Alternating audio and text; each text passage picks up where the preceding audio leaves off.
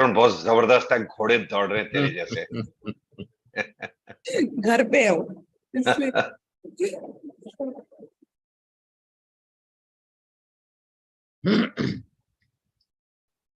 We are live. A very good evening to one and all here. Warm welcome on behalf of Maharashtra Ophthalmological Society. So MOS is part of this webinar where we have a series of topics related to practice management. So welcome to this fourth episode of this topic, which is on marketing. We have already had the last three topics, which were on financial management, practice management, and personal finance. And today we bring to you the fourth episode, which deals with all kinds of marketing which we need to do in our ophthalmology practice. So whether it is the online marketing, the offline marketing, in-house, as well as outdoor marketing, we'll be touching upon a lot of these issues. And we are very fortunate to have with us a galaxy of panelists who have great ideas and are very, very successful in all these activities. So we also welcome each one of our panelists today. Thank you very much for sparing your valuable time and coming joining with us. And we would also like to welcome our chairman, Dr. Santosh Bide. He is the president of Maharashtra Ophthalmological Society, in the past president of POS, past president of the Maharashtra chapter of ISMS ICS. He's the Secretary Trustee POS, Secretary Maharashtra Chapter of Telemedicine Society of India, and the consultant Ruby Hall Clinic, Pune. An excellent phaco-refractive surgeon, and he's been a great guiding light for us as President of the Maharashtra Ophthalmological Society. So a very warm welcome to you, Dr. Santosh. We'd like to ask you to say a few words. Yeah. Good evening, everybody. We at Maharashtra Ophthalmological Society, along with YOSI, we have organized 4 webinars in last 3 months. And our aim is basically to help practicing ophthalmologists and young ophthalmologists to guide in their clinical practice. Friends, we all know that there is a lot of boom in information and technology, and various platforms are available like Facebook, Twitter, Instagram, and WhatsApp. And the young generation is technologically savvy, and our patients are also technologically savvy.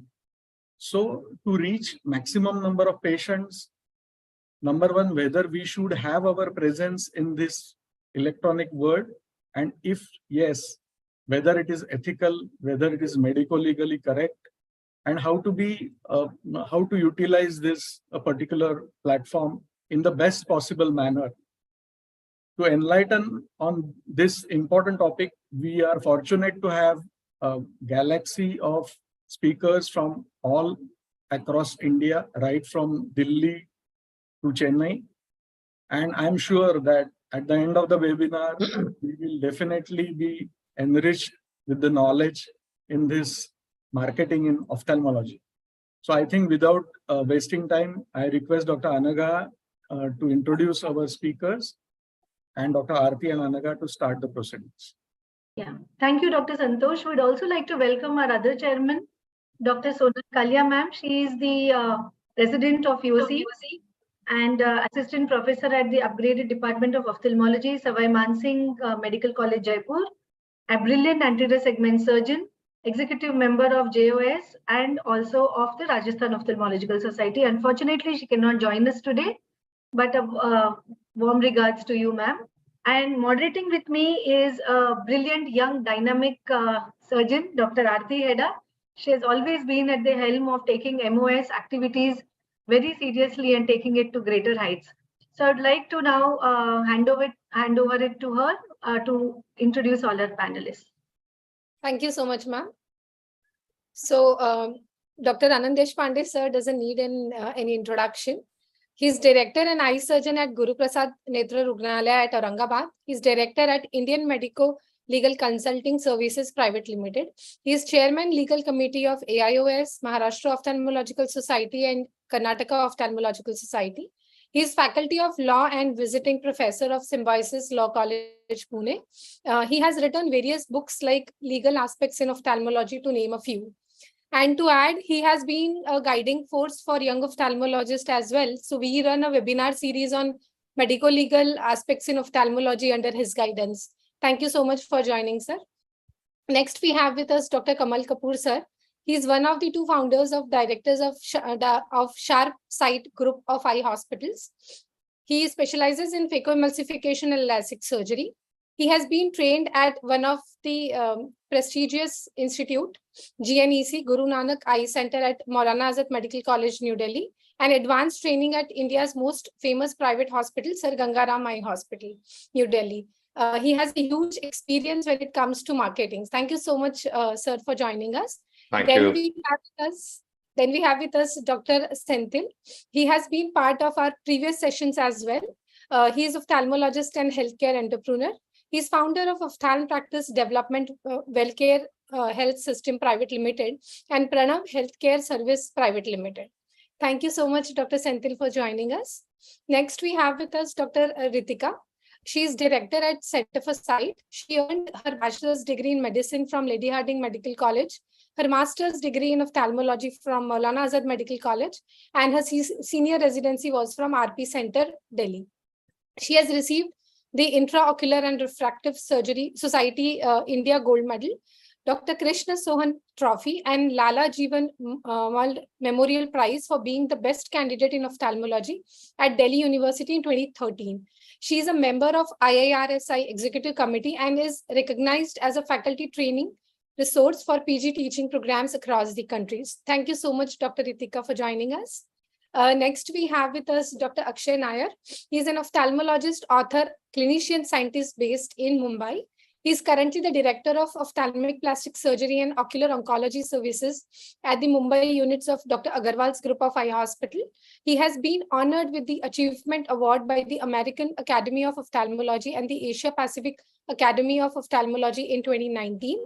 He features in top 2% scientist list based on a paper published by Stanford University in 2022. He is the first non-American international member to be inducted in 2023 into the American Academy of Ophthalmology, one editorial board for a 5-year period. He has a huge experience when it comes to online marketing, and we have been listening to his talk in many of the YOSI activities. Thank you so much, Dr. Akshay, for joining us. Next, we have with us Dr. Ankit Vinayak. He is Deputy Medical Director for Cataract Services at IQ Hospitals. With a rich experience of over 35,000 surgeries, he head the Department of Cataract Services. He's the youngest surgeon in the world to perform these many surgeries and change the lives of so many people. He has trained surgeons from Nigeria and enabled them to serve the underprivileged population of their country. Thank you, Dr. Ankit, for joining us. Next is Dr. Shreyas. He's consultant cornea, cataract and refractive services at the Eye Foundation Group of Hospitals. He has done his fellowship in cornea and anterior segment from prestigious LV Prasad Eye Institute in Hyderabad. He has received Shiv Prasad Hardia Best Paper Award in Refractive Surgery. He is also recipient of Best Paper Award in Cornea Subspecialty in AIOS 2019. He is recipient of 3 Best Paper Awards at ASCRS as well. Last but not the least, we have with us a very good friend of mine, Dr. Deepti Joshi. She is pediatric ophthalmologist at MM Joshi Eye Institute. She is recipient of Prem Prakash Disha Best Squint Paper Award at AIOS thrice. She's also won Best Squint Video Award at World Society of Pediatric Ophthalmology and Strabismus. She has won Best Paper and Best Trauma Paper, Best Poster and Best Trauma Paper at Karnataka Ophthalmic Society. She has also won the International Hero Award by AIOS.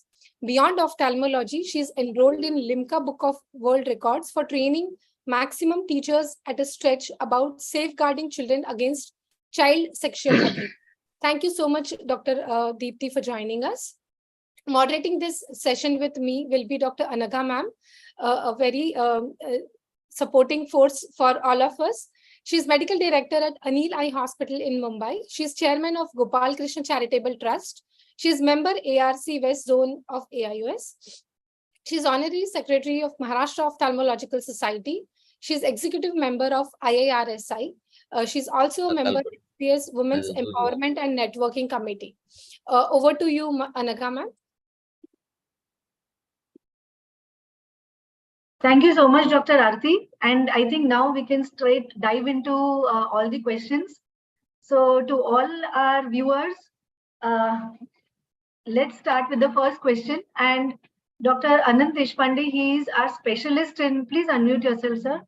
He is our specialist in medico-legal issues, and he has always been a guiding light to us, especially not only at the Maharashtra state level, but also at the All India level. So, sir, the first question to you is, even before we go into the nitty-gritties of how to do marketing, I think first what we need to know is where is the line, which line we should not cross. So, medico-legally as well as ethically, what are the things that we cannot do or which is not allowed medico-legally is the first question, sir. Can you please enlighten us? Yeah, welcome to all. The subject is very sensitive subject because marketing is related to the individual practice as well as the hospital practice, and it affects not only to the person whose marketing is being done, but to others also who are there in this field. And this same thing was introduced in Supreme Court, and the Supreme Court has given a decision that the medical profession is a medical industry. And as the Supreme Court said that it is a medical industry, so it becomes a different thing from a profession. Now the doctor or hospital, really speaking, the doctor is controlled by the NMC, previously MMC, or Indian Medical Council, but now it is MMC, NMC. But the hospitals are governed by different agencies, and they are governed as an industry and not as a profession. So the rules, regulations, ethics goes on changing for an individual as well as a hospital. Whatever is good, ethical for an individual is not good for industry, because that becomes unethical in the industry. Because many things are there. When you say that this is an industry, you cannot ban all the facilities which are given by virtue of a registration as an industry to that particular profession. Now, three categories of the people in the medical field are present at present. That is individual solo practitioner with their own hospitals, one thing. Another is corporate hospital, trust hospital, cooperative hospitals, and like that. And third is service providers, health service providers, now which has come, and it has taken a lot of place in this field. So these two are registered under the Industries Act or Corporate Act or the Trust Act, and they allow them everything that a industry gives the facilities. So marketing is allowed, and all along with whatever a industry, production industry or a software industry or any industry is allowed to do, is also allowed the medical profession to do it to all these people who are registered under a definite act. That is the Corporate Act, Trust Act, or a other acts like that, Cooperative Social Act. Please allow me to interrupt you. So yeah, as of now, what we have understood is for corporate hospitals, everything is allowed. Yeah, that is true. So there are no rules as to what is not allowed. Yeah, only the thing is that you have to decide. The solo practitioner, yeah, are there any rules or are there any lines drawn? For solo practitioners, they are under the NMC, National Medical Council, and what I want to know is, sir, what exactly is not allowed? Yeah, they are not allowed the publicity. Publicity in the meaning that they are not allowed to give advertisements. They are not allowed to erect the boards in the city, or they are not allowed a particular beyond a particular thing in the soft media, also in the digital marketing, Instagram, Facebook. So there are limitations as a ethics governing them. because that is a profession, and profession is governed by the ethics. So there is a limitation to them, and a action can be taken by the NMC if they do the marketing. So advertisement is banned for a professional and a solo practitioner, but it is open to all other categories. Other things that also, now I should not say openly, but it is going to happen in industry. Whatever share is given by the industry, that cannot be given by a professional to others. Okay, sir. So basically there are certain rules, but it is still not very clear exactly as to what, because finally marketing needs to be done even if it is a solo practitioner. Yeah. Dr. Kamal Kapoor, sir, would you like to enlighten us very clearly, crisply, whether what is not allowed for a solo practitioner? See, as I think Dr. Deshpande has beautifully and very lucid manner described the clear-cut divide between both the things. And in fact, I feel this particular understanding, we had this understanding many years ago, and we always realized the advantage of moving into a corporate structure that would give us an edge both in practice, in numbers, in making a group and expansion, but of course, this particular edge which gives us the marketing.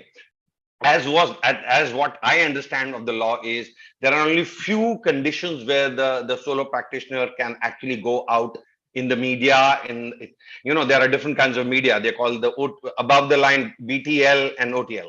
So you can advertise about shifting of your clinic, new doctor joining your clinic, you joining a new practice, you going on a vacation, change in your payment structures, and a couple of more stuffs of maybe facilities available in your infrastructure. And there also the number of the times you can do it again is limited. Beyond that, even going to the lay press in any manner which overshadows the content of the advertorial, I would use the word, and outshines about the person is contraindicated. Now that's a very blurred line. That's a very, very hazy line, but you cannot do editorials where your name is being mentioned a lot of times with your photograph there.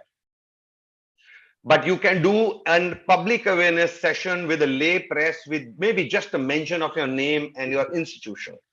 So it's very discretionary how it is understood. There are no clear-cut lines about that, but yes, there is a clear-cut line between the way a corporate and a solo practitioner can go about it. Okay, sir. Okay. Madam, can I add something? Yes. Yeah. Actually, like a solo practitioner, meaning a proprietorship concern. If a solo practitioner registers himself as a private limited company, then he also becomes the corporate. So basically, I don't think only restriction is when you are practicing individually as a proprietorship, then it becomes like you are bound by all the rules of NMC. So if your hospital is a private limited company, then you also are a corporate. It doesn't matter about the size of your operation. So as long as you're a company, then I think Dr. Anand Deshpande sir will also agree on this point. Okay. So now we move on to the next question. Okay, assuming we manage all this, are there any established centers who are already doing well with no marketing? Is there something that, or you always need marketing? This is the question. Dr. Ritika? Yeah. Can we go without marketing at all? I think, yes, you can go without marketing in places where you're entering and there is a supply-demand mismatch and you're willing to grow slowly, organically. But now with the widespread availability of eco-emulsification and it no longer being a differentiator and ophthalmologists being available and a certain level of impatience, I would say. Earlier, doctors used to spend a lifetime creating a practice and they were happy to do so organically. There is a certain level of, the volatility and impatience in today's world. So to kind of accelerate your growth, to market, also there are certain services, particularly refractive surgery, which depends on creating a demand and in constantly creating a noise. Retina, glaucoma, which are high need, high super specialty services, can be built through a great referral network among ophthalmologists referring to you for your specialty. But direct B2C services like cataract and refractive surgery ideally do make for some marketing sense. Yeah, true. And I would just like to add to the previous, though we do run a corporate, doctors who work in corporate should be aware that they are professionals and they should not allow their photographs to be used by corporates beyond a particular time. And as all doctors, we should not ever promote trademark items like a lens by name or a product by name. We can promote technology Industry as a differentiator, but not a product that is a liability that we should, as doctors, never expose ourselves to. Okay, great. So basically now let's dive into the main subject of marketing. So we all know there is offline and online marketing. So among offline, we have in-house as well as outdoor advertising. So if you look at all the billboards, there are sometimes you see billboards of huge, they're so expensive, and definitely, yes, corporates do have that edge over others. But even as a hospital, if you want to advertise, do you think there is any role today in the world of going digital? Any role of these huge billboards, Dr. Senthil? Madam, actually, before that, what we should understand is the difference between PR and advertising, public relationship activities and advertising. So the hospital should always focus on PR, not advertising. So what you have, because whenever you advertise with a billboard or say that I'm having this facility and all, patients are always skeptical. So, and advertising is always costly, and advertising is not for smaller practitioners. A smaller practice should always focus on public relationship activities. So what do we mean by PR is basically like you do a unique surgery, so you try to promote it, or like see Arvind Eye Hospital has never done advertisement, but they were doing these camps to reach out to the people. So hospitals should always focus on creating a name. So you write, instead of advertising in a newspaper, you write about a new technology, or you write about diabetic retinopathy. So these are activities which are not seen skeptically by the patients, and these will bring in more patients to you, rather than directly going and advertising that I'm giving you 20% off or consultation at low cost and all these things. So I think advertisement is not for smaller practitioners. More focus should be on creating that public relationship activities for your own hospital or brand. So like about unique surgeries, or patient from Pakistan coming and getting operated, or some young children who got operated for retinoblastoma, all these things which create interest and creates awareness to the patients. So focus. I agree. Yeah, but the question was, Dr. Kamal Kapoor sir, the question is, you have these huge billboards where you need to spend a bomb every month, vis-a-vis what you are doing on digital marketing. So is there a role today of using and spending so much on these, is the question. Yeah, Naga, I got your question, but before I answer the question, I'd just like to add to what Dr. Senthil said. If you retract and go back in history, all these corporates, the baselines were great practitioners. So let's not forget that. They built a PR, they built a name, they built a clinical infrastructure and a patient base, and then they got into corporate. So without doubt, our profession cannot survive without a good word in the market, the word of mouth. I agree. If you take that away, and if you just give me marketing, that's a plain bread without cream and cherry on it. That's not the cake. But of course, you cannot do without marketing also at the corporate level. Now, having said that, I'll answer your question. The role of billboards, yes and no. They have specific purpose, especially in an area if you're crowded and there are many practitioners in the neighborhood, and the way to identify yourself. Again, if you're in a place which is slightly difficult to be accessible to anybody reaching you, these billboards can be used to give indicators. You've done something new to your infrastructure. You added a new technology. So, but that can again work in the strategic locations. Like if you put a billboard in a place where that maybe the total traffic of a day is around 3,000 or 2,000, that's a clear waste of money. But you put the same billboard in a visibility area where there's a traffic of at least 1 lakh vehicles going, that's a huge success. Now that is coupled with your social media presence. So this always adds on, and they are very synergistic. They will never work. A billboard will never work on its own. If you do not have a brand following, you do not have a PR, a good clinical brand, and some social media awareness, the billboard will not serve the purpose. So it is useful, and yes, it may backfire if not positioned properly and not done a lot of homework before you get into it. Dr. Aarti? Madam, Yes. if I can. So let's assume that billboards are flex. We assume that they might be on the helping side. Dr. Anand Deshpande sir would like to know that ethically and medico-legally, are we allowed to do that? But because recently I came to know about a case from Nagpur. I don't want to name the hospital, but they were promoting femtosecond cataract surgery as a robotic surgery, and it was the Ophthalmological Society there. They took the opposition, and overnight they had to remove advertisements all across the city. So have been any medico-legal cases about this? Yeah, medico-legal cases are there. Whenever you are boosting yourself in the advertisement, which the facilities are not there in your hospital, that is definitely going to be legally not good, and that can be a medico-legal problem. If you are saying that the robotic cataract surgery is there, and you are not having that facility, but somebody is coming and doing it as a robotic surgeon somewhere operating where the facilities are available, that will definitely call a case or medico-legal attraction.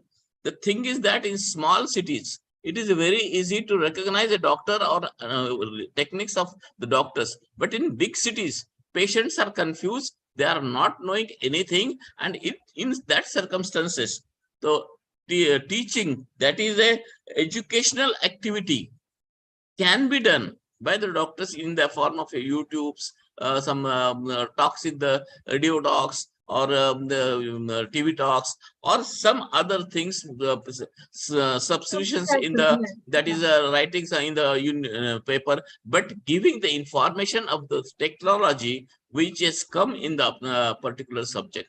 So that becomes the soft advertisement of the doctor itself, but also that gives the information to the patient, because nowadays patients are required to be given information. They don't have information where they should go when there is a need.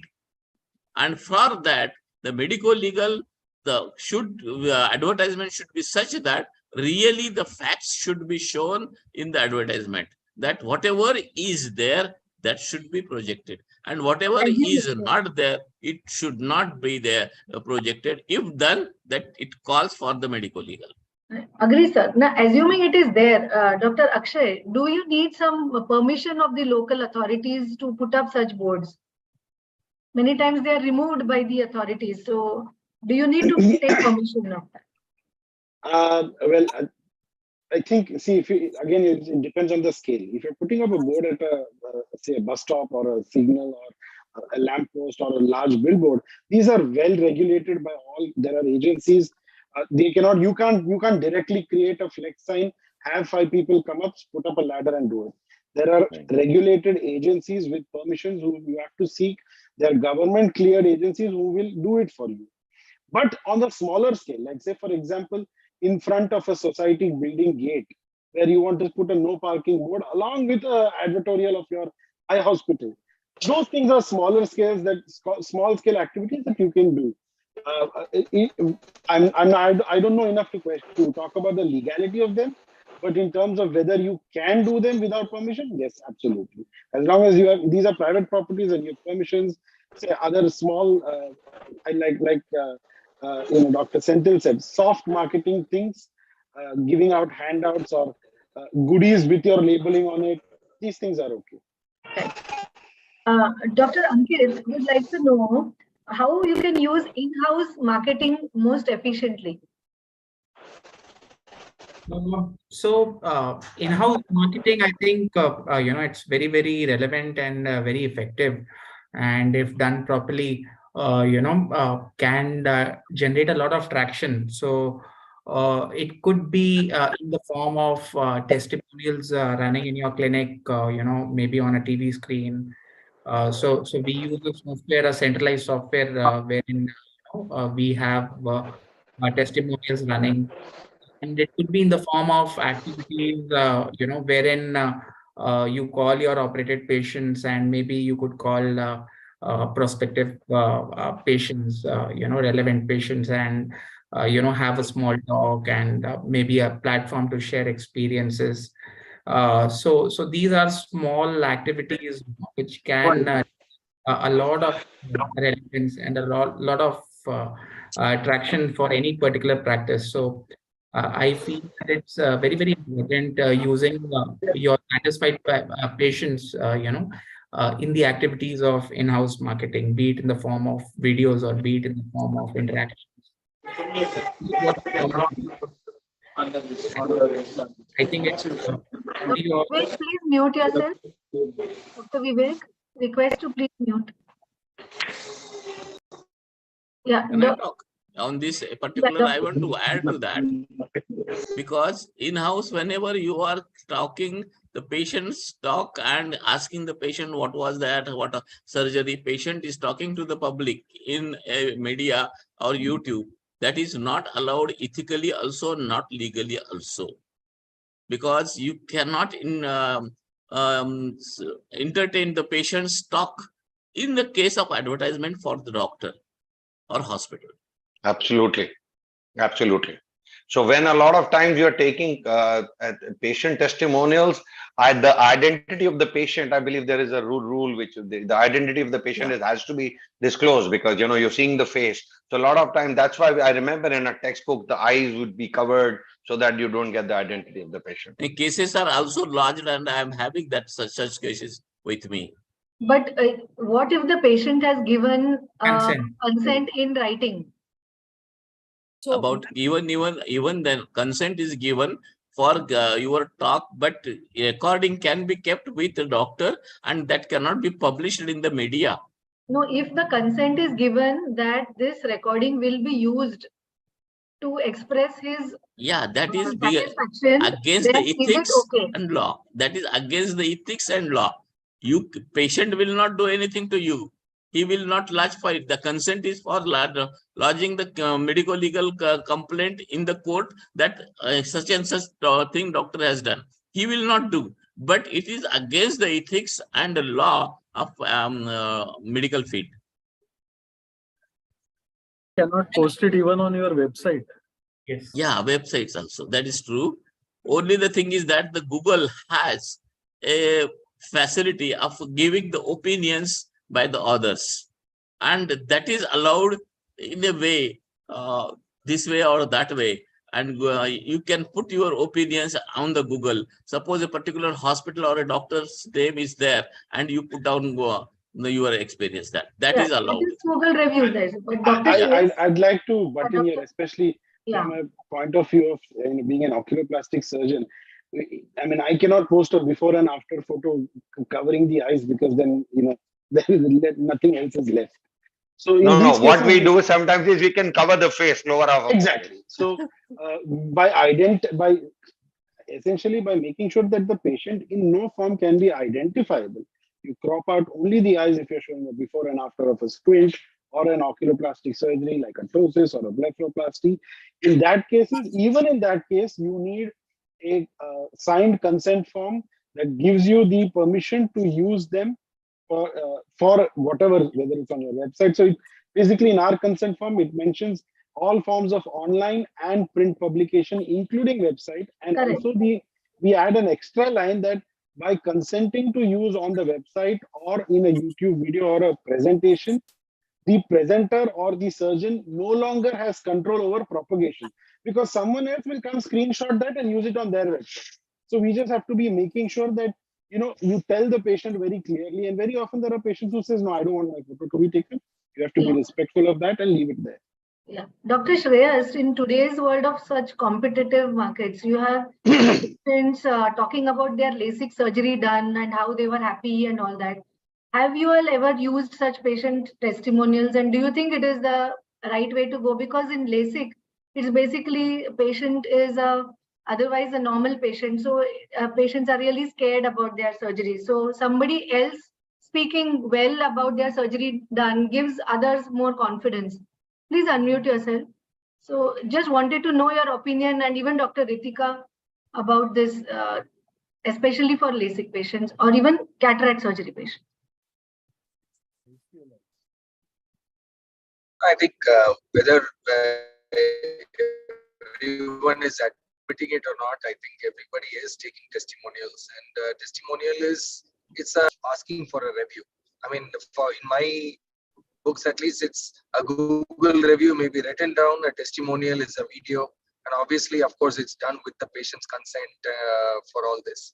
Although I would also say that publishing these testimonials on, let's say, your YouTube pages or other things are only of limited benefit, because obviously there are many who are skeptical of this. They feel testimonials can be bought, it can be fake, and all those things. But what really helps, especially with the previous question, in-house marketing is possibly even more important than all the outside marketing that we do, because 90% of our practice is word of mouth. Creating these testimonials, making patients, some of these patients available, telling them, is it all right if some of our patients contact you? And getting these patients who are having these doubts and fears, giving these numbers from the counselors, allowing them to contact these patients, them giving them their experience, it goes a long way in helping these patients out. And I think that's a nicer way to market than just to post random testimonials, which it does happen, but it's of limited benefit. A quick point about the billboards, which was raised earlier. I feel billboards are useful when we are launching a particular center, launching a particular practice, announcing that this brand or this practice is arrived here and is available here, but is of limited use when the brand is already existing for a period of time. Because after that, it's only adds to the expense, with the ROI being quite limited. Okay, thank you. A quick question to Dr. Ritika. Suppose you were to give a full page newspaper article or an ad, do you think it is worth spending money on them? And what do you think is the reach, and how important are they? I would say a blank no to newspaper ads today. In my experience, if you have a very systematic digital presence, in urban settings, a newspaper ad may not work as well. However, in semi-urban settings, smaller towns, vernacular newspapers, which may not be national, come at a lower cost and greater return, because people who normally read the English newspaper are digitally savvy. So rather than spend money on national newspapers, it would be better to use that money in the vernacular newspaper. It also basically, the difference between a solo practice and larger hospitals is the drainage. A solo practitioner may have a drainage of say 10-15 kilometers, whereas very large hospitals with super specialty have a larger drainage. So for a solo practitioner, these local newspapers are very useful. So that would be my 2 cents. On the previous question on testimonials, I think we have seen that on YouTube, testimonials have the lowest click rate. People are not interested in seeing testimonials unless they are celebrity endorsements, because that is a visible face. One thing we should recognize as doctors is not to be photographed with our patient. Let the patient do the speaking, create a vlog kind of a experience journey, and try and talk about the hospital rather than an individual doctor. So this is the testimonial point that I wanted to add. Dr. Anaga, if I can just add, I think Ritika has made a very important point about patients being tech savvy. You can have billboards, you can have small signs, you can have posters at bus stops. Nobody is going to see the name of the hospital, memorize the address, and then find that place. the first thing, like everybody they're going to do, is look you up online. And if you have a website that's obsolete, if you have a website that has a last post of you attending a meeting or a post patient testimonial from 2019, if you have an Instagram page that has 3 posts, the last being in 2021, automatically the patient is going to be skeptical because the patient is as smart as we are. So we can't insult the intelligence of the patient either outdoor or in print. So outdoor marketing, whether it's a billboard, whether it's a sign, a small sign, a large sign, a bus stop sign, has to be complemented by equally being updated online and having a good online presence. Because the first thing that someone sees when they look your billboard is look you up online. And another indicator is if you are spending money on newspaper and on billboards, please check the organic traffic on your website. The number of people visiting your website or coming to your website by the name of your organization and not just random keywords like cataract and LASIK will increase. So please check your brand value with the organic traffic that your website is delivering.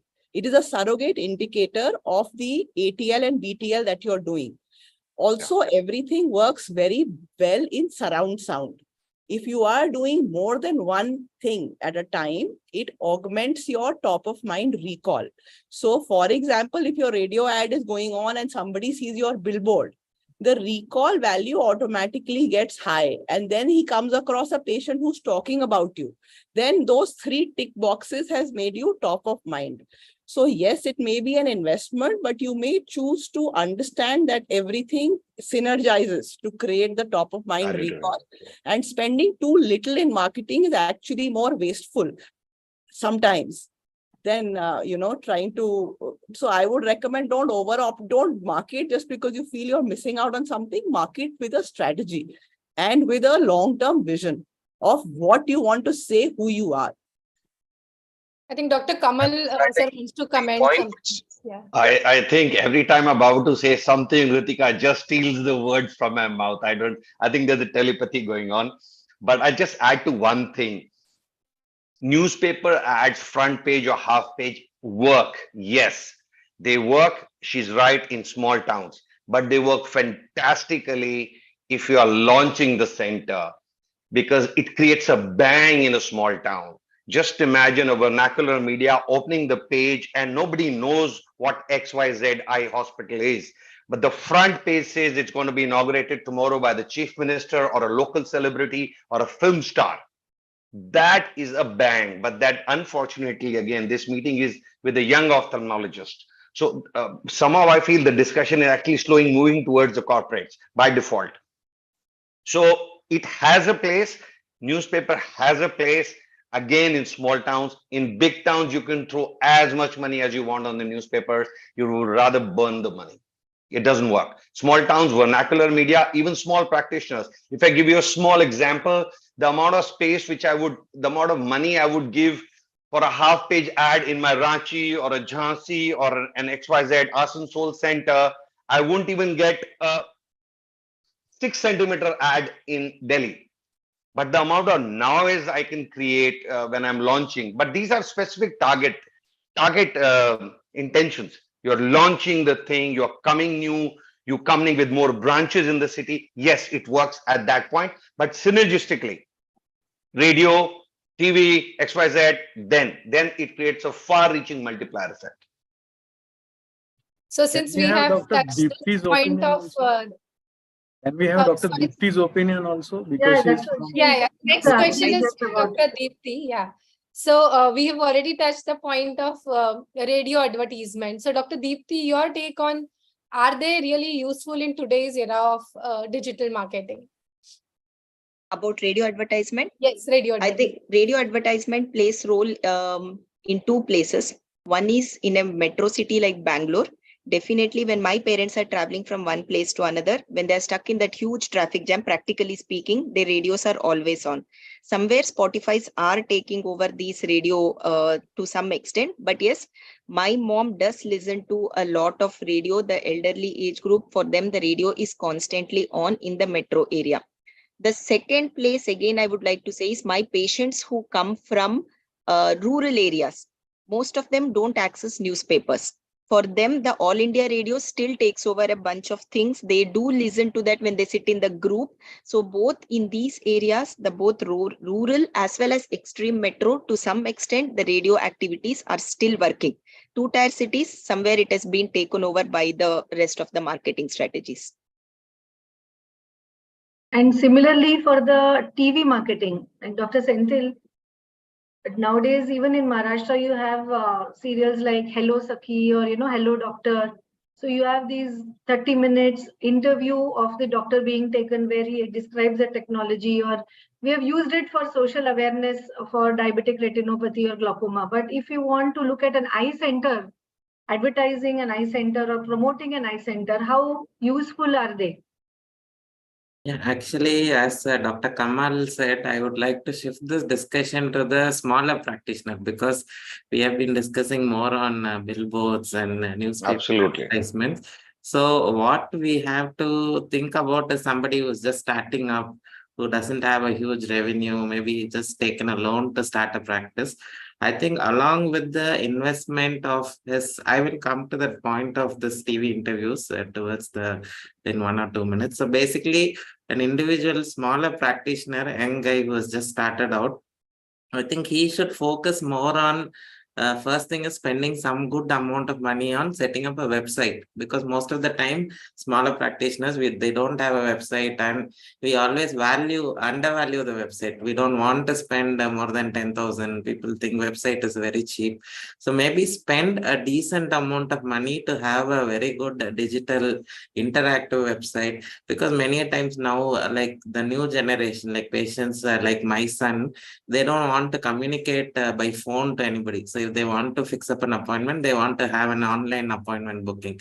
So we are coming to online after this. We are coming to online. Yeah. So the individual practitioner has to make his investments towards the basic necessities, like a website, the Facebook page, and maybe good internal branding and all these things. In terms of TV, definitely the half an hour or 30 minutes interview where there is a question and answer session, I think that really helps a lot, because I remember some 7-8 years back, I gave an interview in the local Tamil TV. People recognize that very well, because it's more of a PR, as I said. So basically, and doesn't cost a lot of money. Maybe there are sometimes you can even pay for that slot and get it, or if you are having a good network, you can actually get the TV interviews. But majority of the times, the interviews are also done by the corporates. So you see the senior doctors always coming in. I think the younger doctors should definitely look at giving a half an hour interview in the TV. Definitely works in improving the brand image. Right. So now we move on to the online activities. Dr. Aarti, can you start? Yeah. We all agree that the offline marketing, newspaper and TV interviews ophthalmologists. So let's see what is there for young ophthalmologists. Dr. Akshay, would you like to tell us that what basic online activities that are essential when we start our practice? I think Dr. Senthil has hit the nail on the head. Your website is the absolute first thing. You look at any other platform, whether it's Instagram, whether it's Facebook, or even Twitter, everything has restriction, the number of words, the number of images, the type of images. But your website is your storybook in your words, the way you want it. No restrictions. You can post. I'm not saying that you can just go on and write things that may not be true, but essentially it's your projection. So it gives you the scope to be authentic and present yourself in the way you want to be presented. Give a tour of your hospital and put multiple things that make it interactive and engaging to the patient. So your website is the absolute first. Then a couple of other things. The three most important things in terms of online would be Instagram, Facebook, and YouTube. I'm not going to talk about Twitter because Twitter is hardly a marketing tool. It's communication. It doesn't get you any patients. You can be an expert.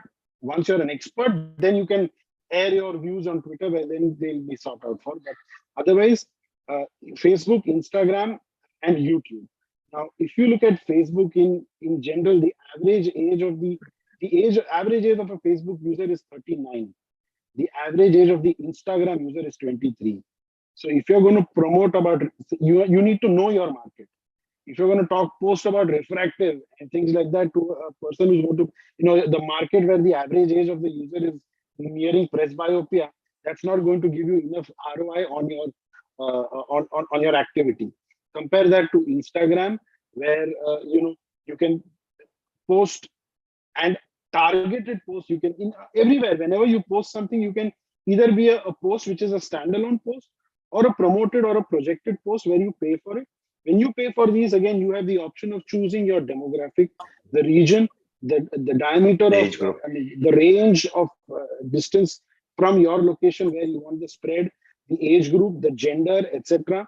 So you can also do targeted, like Dr. Ritika said, it's B2L marketing. Uh, uh, so in that sense, it's very useful. Facebook is not as productive as YouTube, because remember, Facebook is We'll go more into like a details later. sure. So I think Yeah, this we just is the wanted an essentials: overview. Yes, your yes. website, your Instagram, and your Facebook. Yeah. Just So coming to one thing to the add details. to one thing to add to what Dr. Akshay just said was, I think, Google My Business. That is another very, very critical aspect to a practice these days. Just to complete the list, he's already given an exhaustive list. Just to complete Google My Business, I think is right up there. Okay, okay. Dr. Ritika, what would be the ideal budget that you would allocate to marketing? I think it varies. It normally in a stable practice, it would be between 4 to 6% of your revenue. In a new practice, I would say 6 to 10% of your revenue. 10%. Yes.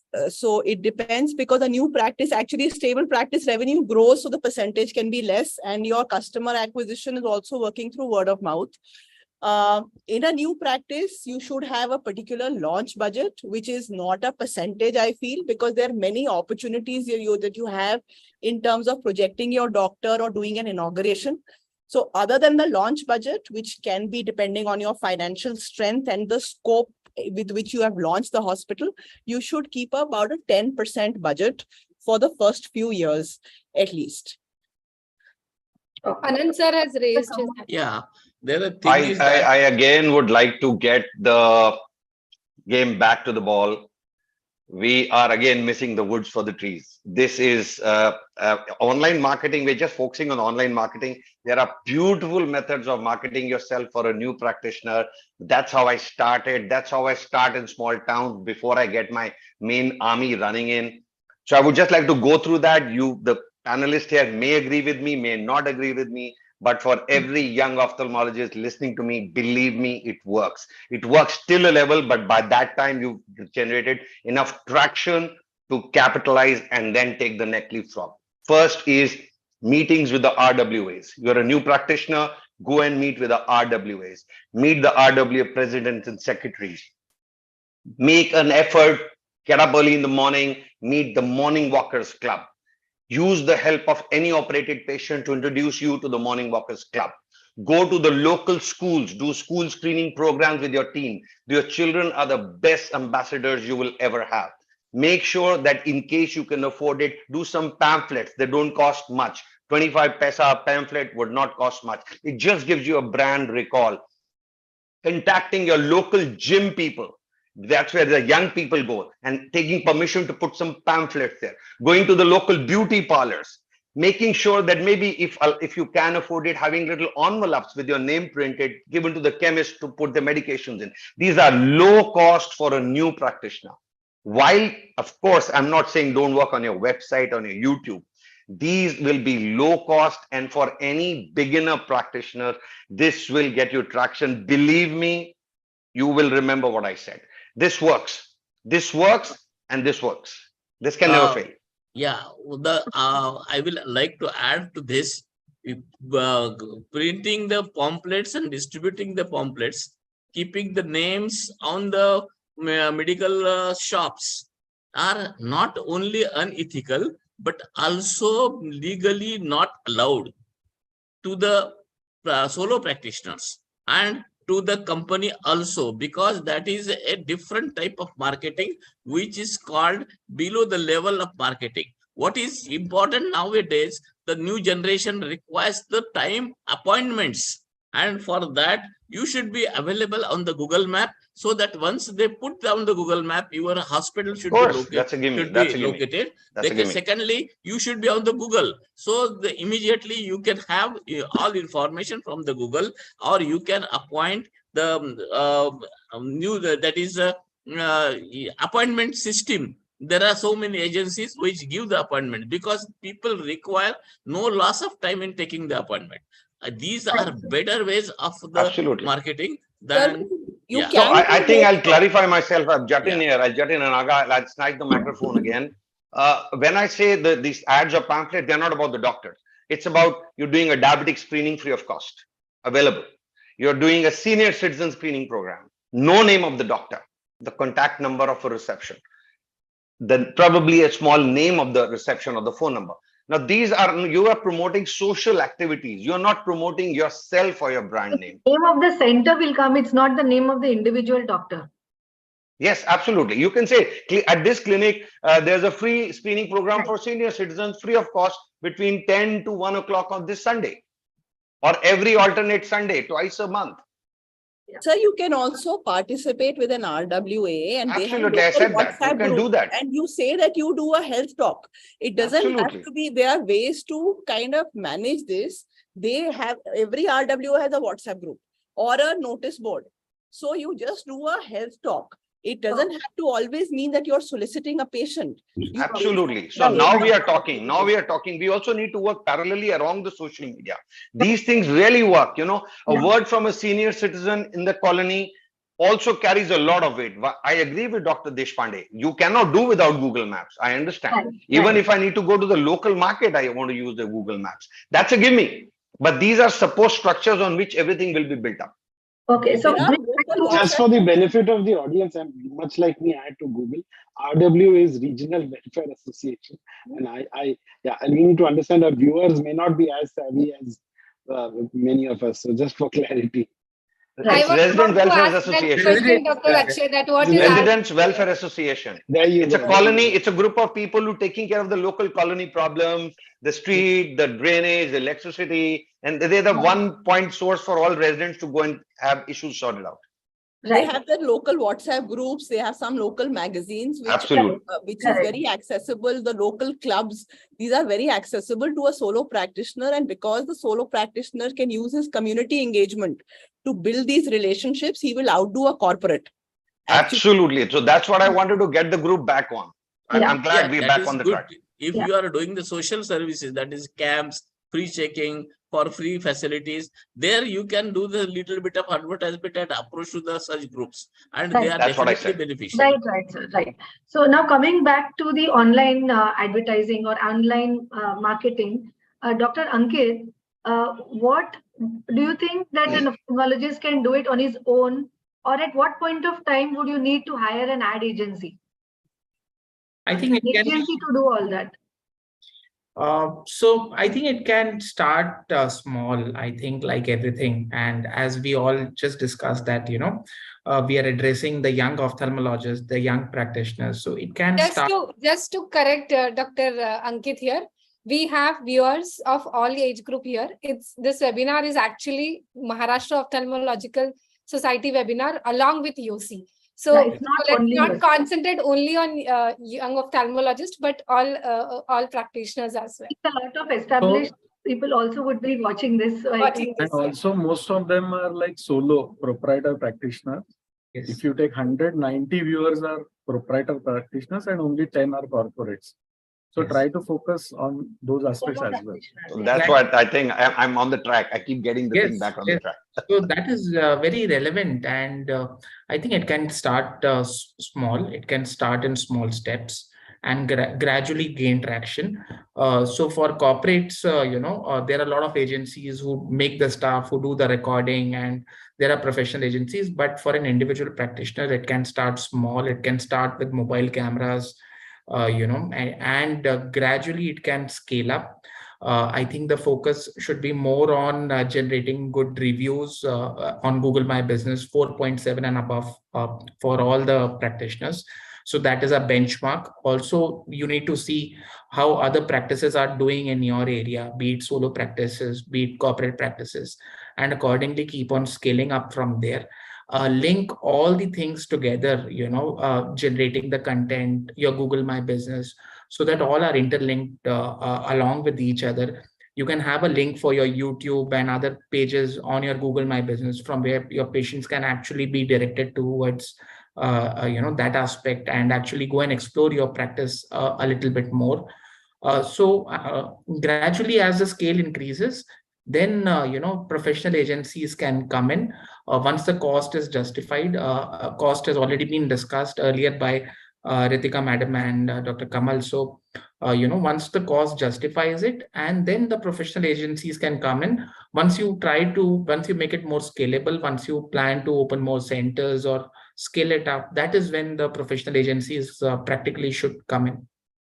More important is what content you are posting on your online marketing. So that is very, very relevant. I think that's a very, very relevant and pertinent question to all the viewers.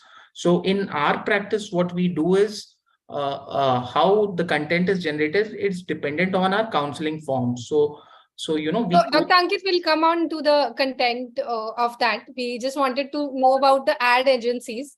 Right. Like when can one switch on to getting an ad agency? So Dr. Deepti. Can I present a slightly contrarian view? Sorry to interrupt. Now, the reason I'm just a slightly different viewpoint regarding the ad agency. While we as doctors are trained for several years to be excellent clinicians, surgeons, and other things, there's a lot about digital marketing, even a very basic SEO, which Absolutely. we may not really know how to do or handle. Absolutely. While it is important to have a good idea of what's necessary, what's not necessary, it's very difficult for us to execute these things on our own, because this is outside our domain. So I feel what is not your strong point, it is better to outsource. Yes, have a clear understanding of what's happening, knowledge of what's happening, so that you're not taken for a ride. But at the same time, I would suggest that this is outsourced to an agency, and there are different models which are available. There are agencies which take a fixed fee. There are agencies which take a percentage of the total budget. So it doesn't actually have to be a very huge spend. So even a single solo practitioner who's starting out can do this. Yes, definitely you can augment it by taking your own, better Google reviews, making YouTube videos which are relevant, and providing content to the agency. But leave it to the agency to promote it, to market it, to do Google AdWords, to improve your Google My Business, improve your backlinks, improve your SEO. All this is best left to the agency. Okay. Yeah. One thing in this, that previously the liability, that is negligence, in the previous Consumer Protection Act, negligence was the only clause on which the doctors could be litigated in the consumer courts. But now there is another clause in the new Consumer Protection Act which says that producers liability, that is a product liability. Your product is service. If you boost what you are not having, or if you boost the facilities which are not there in your hospital, patient can sue you in the case of not only negligence but product liability. So the standard of your product is not to the mark, and hence you are liable for your services. Yeah. So that clause has come recently, and so one should be aware when you are giving a digital marketing, one should not boost whatever is not there. Right. Dr. Deepti, question to you is coming to the website. I think that is one of the basic online activity that each one of us should mandatorily have. So quickly, can you enumerate what are the important features of an ideal website? The ideal website, I think when we're talking, we should think from the point of a patient rather than as a point of the doctor. So what the patient wants to see the moment he opens up the website becomes more important.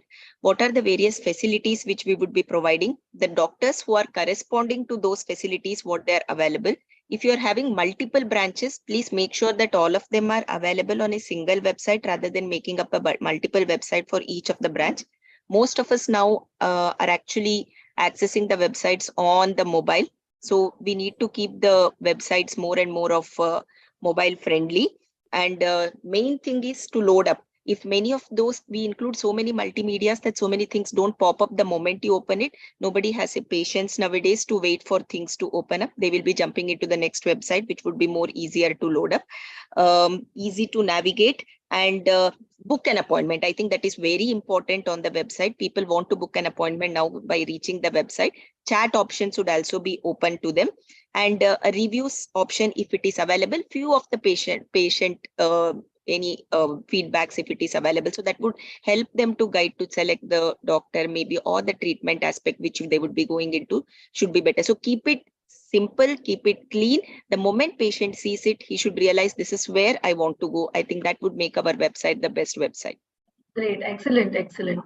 Dr. Ritika, regarding search engine optimization, in very simple language, can you tell our viewers what exactly is search engine optimization? And all of us want to be on the first page, first line of all the pages. So how do you ensure that? So basically, search engine optimization is how the most popular search engine is Google. How relevant and popular Google thinks your content is when somebody is searching for something. For example, if somebody is searching for cataract surgery in a particular area, how relevant is your website? There are three main aspects that help your search engine. One is the technical aspect of your website. The second is the content of your website. And the third is the amount of backlinks on your website. So that basically increases the authority of your website. So if you work on these three, the technical aspect of through an agency, the content has to be relevant and should have the appropriate keywords. So that content has to be relevant and unique, Ritika. Just yes. Relevant and unique, and have the, because earlier there was a time when people used to just write the same thing 20 times and think that because it is mentioned more often, but now Google also keeps updating its SEO. And so therefore you have to have crawlable content, which is engaging for the customer. And that's why it has to be relevant. And the backlink, basically, if your websites of higher authority, particularly government websites, educational website, or other websites like media websites have covered you, request them to put a backlink of your website on their website. So the number of backlinks that your website has increases the domain authority. There are other surrogate things such as your number of Google reviews, which have an indirect kind of a role in upping your domain of the website. So all these factors help you appear when a particular thing is being searched.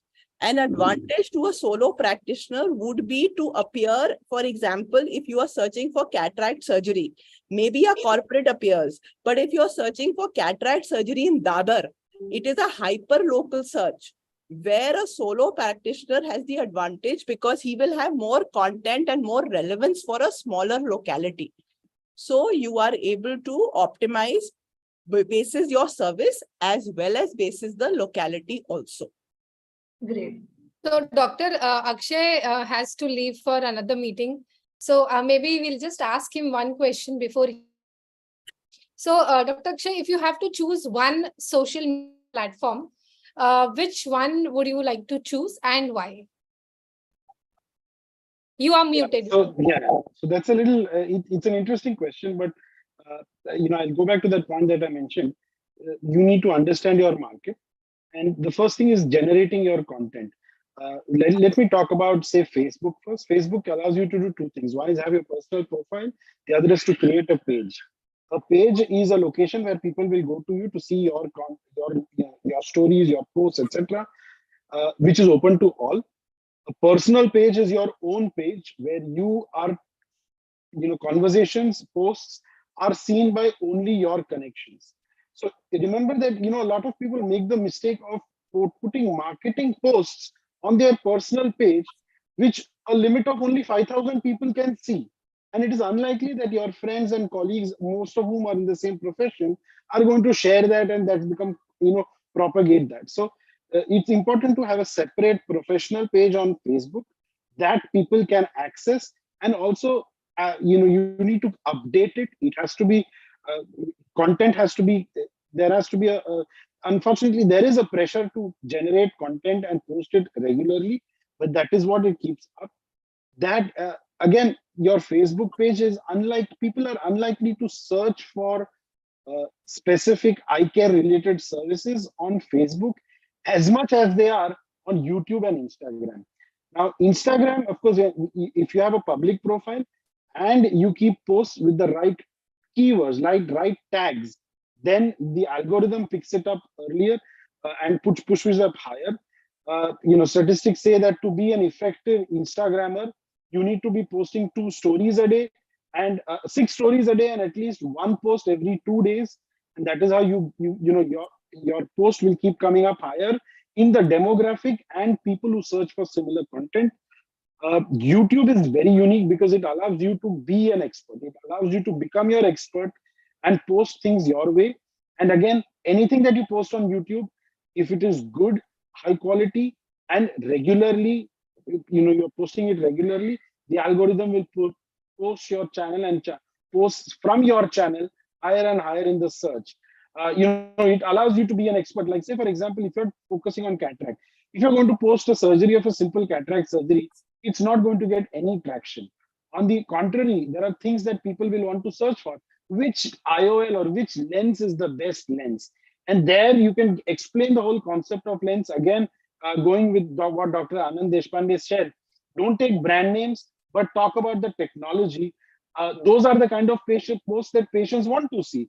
And if they see and they get clarity from your post, regardless of where they are there, they will want to come to you. So each of these platforms have their own unique ability. We have to rank them. I'd probably say Instagram and YouTube above and Facebook lower than that. And I'm not even going to talk about Twitter. Great, thanks. Dr. Ritika, is she here?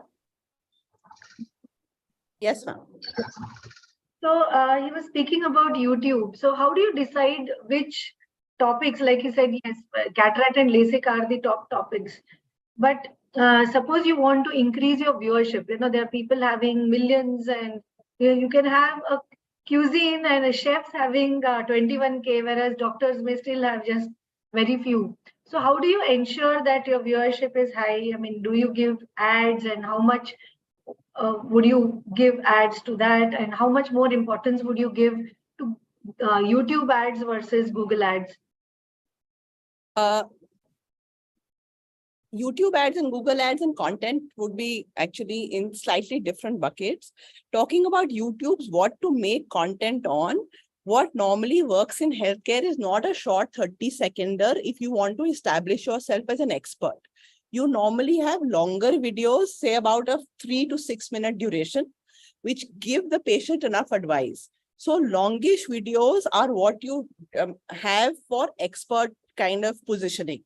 And that content, depending on the trending topics, what is being searched, the search volume, as well as you can look at your competition actually. It's a great way to learn. I mean, we all learn from each other. So you see what is attracting more views. Also, YouTube videos can be boosted, but there is an organic search engine that is there for YouTube videos also. So you can embed the keywords that the YouTube video is serving. There are basic hygiene practices of a YouTube video which also enhance its visibility. For example, using proper thumbnails, bifurcating the video which is longer and showing what part covers what to attract the right audience. So basically, I would say make a good YouTube video on trending topics with high search volume. If you are a solo practitioner, you have the advantage of going vernacular. And vernacular videos are very popular, not nationally, but locally, and you're catering to a local population. You can create your thumbnail also in the vernacular language and then divide your video into parts. From the same video, you can also create shorts and use that as another mode of engagement. YouTube ads are separate because there is a limited secondage that is there for that. And that would also entail a significant budget. Google ads are also very useful, but not in highly competitive markets that sometimes turn out to be more expensive. So as a solo practitioner, first invest in the organic upliftment of your digital presence. So Dr. Ankit, you raised the point of Google My Business. So can you please give us idea about that, how to go about that? Okay, so I think firstly, whenever any practice is searched or any keywords are searched like cataract surgery or say eye specialist, so Google would come up with search results, and they would come up with a list of practices with a list of practitioners. So that is where I think a decision is made these days. Reviews are very, very important, even for ordering a pizza or a burger. So here we are talking of actually going and getting ourselves operated or showing to a specialist. So I think it's very, very relevant, Google My Business. It's very important that you keep a very, very close watch at your ranking, your ratings in Google My Business. So that actually is would help your practice a lot. I think anything above 4.7 is something which is very decent, but at the same time, it would depend on the region that you're in, your competitors. At a lot of places, it's 4.9 and beyond. So it's very important to see, how the competition is saying, as Ritika ma'am said, that taking lead from competition is very important. So very important to keep on checking all the practices in your vicinity. Keep on taking regular reviews, especially from the satisfied patients, your OPD patients, your operated patients. So that's very, very important. Dr. Deepti, do you feel you should have a separate manpower resource for taking Google reviews and to monitor that? Google reviews actually, I think Anand sir is telling something, ma'am. Sir, you're muted. Muted. Please unmute, sir. Dr. Deshpande, sir, you're saying something, but please unmute, sir. I'm trying to send him the request to unmute. Okay. Dr. Deepti, in the meantime, you can answer. Google reviews play a real important role because patients do search it before coming to any hospital. So what is more important is we need many a times in our hospital, we have noted that so many patients who undergo cataract surgery, they are really happy, but they don't know where exactly to go and give a review. So we as doctors, when in our busy schedule, we may not be able to sit with them, help them in assistance to somebody who can sit with them and help them in that. Maybe it may be just your office staff, but actually makes things easy for you. It's not necessary that they write a huge para, but that stars, just ticking on the number of stars actually plays a real important role for your hospital to show up when somebody is searching. Most important is that somebody gives a Google review, be it positive or negative, we need to go back and reply to it. They are waiting for that. They are anticipating that, and that actually spreads by mouth that we respond to them. So if it's negative, find out why did they respond? Try to reach out to that person, try to rectify what is happening from our side. Many a times it may be just the waiting time which may have pissed them off, but then the service what we have provided them could be very one of the best services. So we need to make them understand. And for these, I think it's tough when we have a huge patient load to manage all the aspects of Google review. So if we can really train somebody, may not be one separate person, keep it for it, but your own office staff or a HR staff who can actually go through the Google review directly every day, reply to each of it and help the patient give the Google review, make the thing simple for them, actually helps the hospital in a better way. In the Google review, one thing has happened. When a patient gives a bad remark and he decides to corner the doctor, I have seen one doctor was cornered totally from his practice because of the Google reviews. The patient asked his 100 relations to put the reviews on the Google. And there was all bad remarks, and the patient started not coming to the hospital, and this happens, and the authority of removal, it is not with the Google also. Yes. Only the patient can remove that. True. In such situation, can we take medical legal action against that patient? Yeah, we have put a case on the Google on that. So Google said that it is own your rules and regulations that whatever the patient writes or somebody writes, we cannot take it out. We have given the authority to the same person and we cannot take it out. Neither you cannot take it out. But can we sue such patient, you know? So can If we a put a patient- medical legal case on the patient? Patient, yes. Yeah, patient, you can put the medical legal case of that is defaming. That is under section Defamation. 500. But defamation case cannot be proved in the court because it requires a lot of documentation that you have a fame and that he is defaming and he is not correct. So it is very difficult. If he says that what has happened with me is correct and this is the results. And if the results are not bad, unfortunately, doctor is nowhere. And it has happened in a case. That's why I have particularly noted this in this. Okay, sir. Dr. Kamal sir has Dr. raised. Kamal sir, you were saying something? I just wanted to add to what Dr. Anand said. This is a known crime. It's called reputation ransoming or reputation kidnapping. We have suffered from it 4 years ago in a patient of LASIK who had a 0.5 regression. He bombarded the Google reviews from 4.9 in 67,000 patients. We came down to 3 in a matter of 1 day. He went through complete, he was an IT guy. He did a complete SMO and bombarded from proxy websites. And he was threatening, he wanted 25 lakh rupees. But then we did our own forensic, IT team did the forensic, we tracked the proxy sites and we threatened him with 1 crore of defamation. So it can be done, but you need to have a lot of resources and backend IT teams to track it down. And then, you know, using falsification, also using false stories where, you know, they're saying that it'd been this happened, that happened, and he'd been blinded. So those stories can be confirmed. So it is a double-edged sword. Google review is a double-edged sword. It can backfire. Correct. It is a double edged sword, but it is another thing. One thing is good, that if a patient's relatives did not attended your hospital, that's and exactly they have what I'm no saying. prescription, they have no right to put the review, and that can be proved in the court, and the case can be for defamation. That's what I said. Proxy testimonials. We caught them. Right. Another thing I think we missed is we talked about the SEO. Nobody's talking about the SMO here. SMO is the backbone. I just want to make a point about, see, eventually we all base our lives on the goodness of humanity.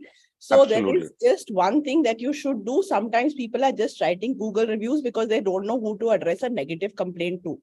All the patients who come to us are given an email ID like wecare@centerforsight.net, that if you have any problem, reach out to us, and that should be a responsive ID. So at least the people who are not in it just to create a sensation will give you the negative comments on that. Bifurcate these patients. And overall, online reputation management requires you to continuously boost the positive reviews. Absolutely. And IP patients are a great source of, because they're waiting for a long time. They come to your hospital often and they develop a relation with you. So you can tell the same staff, not keep a separate staff, because the same staff already has a rapport with the patient. So that is what you can do. If a patient is spamming your reviews, it may be from the same IP. That you can report to Google that from the same IP, I'm getting multiple reviews, and Google will take that down. So these are things that you can do. Right. One more question is, like, there's so many strategies that you all use in Instagram and Facebook and website. Are there any measurable parameters other than your ranking to know whether your strategies are working? Dr. Shreyas, are you there? Yes, madam, I'm here. I think ultimately, I think a lot of these things, the ultimate funnel is your website, and your lead management is through your website. You can have campaigns which are either just creating awareness, or there are campaigns which are lead generating. And the lead generating, definitely, even whether you give it as your specific landing page on your website, you can funnel those leads as well. Again, the responsiveness is very, very important, that you ensure that you respond to all these leads in less than 24 hours. But some of these things can definitely be measured by funneling them down to your link, where they either connect to your online appointment page or to a specific landing page for that particular campaign. Right. So suppose you have had a campaign, you've run a campaign on FB, Insta, and on your Google Ads. And then you see your number of patients who have come back to you. How will you know whether it worked on Insta or whether it worked on FB or whether it worked on Google Ads? Dr. Ritika, anything you want to add? You can always drop in footprints on the website, or you can create separate landing pages for each campaign. For example, if someone has seen me on Facebook, particularly if the website is very complicated and you're doing an offer, say on cataract or some promotion about cataract, you can create landing pages. That landing page will capture data from that campaign, and it is very easy to get the footprint that this is your cost per lead. And also, it's not only the number of leads, it is the quality of the leads. So you are able to not only distinguish between various media, you also have to distinguish how expensive is your refractive lead, how expensive is your cataract lead. You may choose different creatives. Some creative visual may be working better than the other. So each campaign, whether on the same or different platform, should have its own analytics. And if you feel your website is too simple, you can simply create landing pages, which are very easy to do. It's a 20-minute job for each campaign to capture data into different buckets. Right. But you must feed back what is a qualified lead. Whoever is designing your campaign, for example, he's giving you a lot of leads and that campaign is, those leads are not of high quality. You may still push money there. So whatever your call center or your counselor gives you, please feed that back to improve and optimize your campaign. And then spend money wisely. I mean, remarketing is an important strategy for all these kind of leads wherever we're doing. But additionally, just like Ritika said, you can also funnel it into different numbers in your own call center. So like Google AdWords land on a specific number, Facebook leads land on a specific number. And then you can analyze if you're using a CRM or whatever, even if it's a simple Excel sheet, you can analyze how many leads came through each of these and what was the final patient turnout. Dr. Aarti? Yes, ma'am. So I have just one last question. Dr. Senthil, are you there? I think he's not there. Yeah. Dr. Kamal sir can take this question. Sir, how much the ad agencies cost? I mean, depending on the city, how much should we think they may ask us to pay? See, I think the ad agencies will depend on the expertise and the skill they have. You can start from building a web portal, a domain name from, let's say, around 2,500 rupees and the content creation. But it's a long topic. I used to, till 5 years ago, I used to do everything myself. I love these things. I used to do everything myself. SEO, SMOs, meta tags. But now with AI coming in, you got the chat GPT to do your content, and you can use Connect Insights to do your data analytics, competition analysis, funnel it down, make an Excel sheet. You can do everything yourself. But that is if you love that. So what you can do is you can have a simple person. You don't need an agency. You need a person with a passion, probably one of your teammates. You'll be amazed. One of my PCTs, a boy who puts eye drops in my patient's eyes, his passion is doing graphics. So I gave him an extra opportunity. I discovered him last year because one of my OT technicians said that, Sir, Suhas does beautiful graphics. I said, show me your samples. So I said, okay, I'll give you, the organization will give you some money per graphics you do that. So he does creative and he does beautiful imagery, but there are so many softwares available. But if you want to hire an agency for a starter, you can hire one person who does your SEOs, does your creative. The content should be best done by the doctor. That's my opinion. You can probably have somebody to do a basic content for you, build a template, but then you do the final checking. Creative can be done So by how somebody. much can a person charge? Or It can range let's- from, it can, for a beginner, I think it can range from 10 to 15,000 rupees a month. Can a decent content with 2 or 3 say YouTube videos edited on your behalf, 2 to 3 Insta posts per week on your Twitter at XYZ, and a content done complete with editing of a 3 to 4 minute videos with shorts built in. Around 10 to 15 grand, you can get somebody doing a solo work, and these people are freelancers. They're not just working for you. So it's decent money for these youngsters. They're doing 10, 15 contracts, and they in total they take 20, 30 minutes to do your work in a day. So you will and you can get such people's. Ad agencies charge a lot, but then they do a great job of the work also.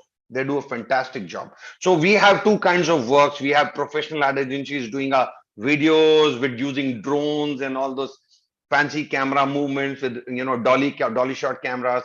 On the other side, I have a team of copywriters or content writers who don't do high budget stuff. So short notice can be done to somebody else.